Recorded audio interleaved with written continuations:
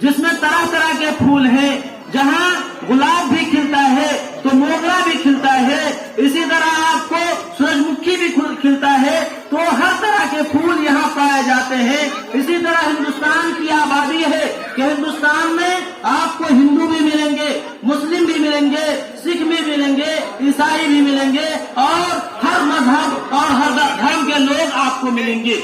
ہندوستان ایسا ملک ہے جہاں آپ کو رہنے کی آزادی، بولنے کی آزادی اور ہر طرح کی عبادات کی آزادی دی جاتی ہے۔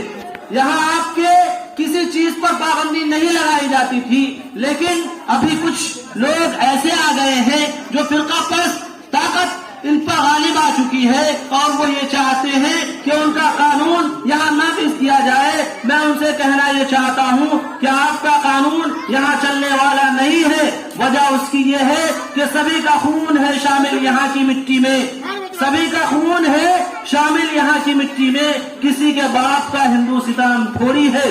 جے ہند، جے بھارت۔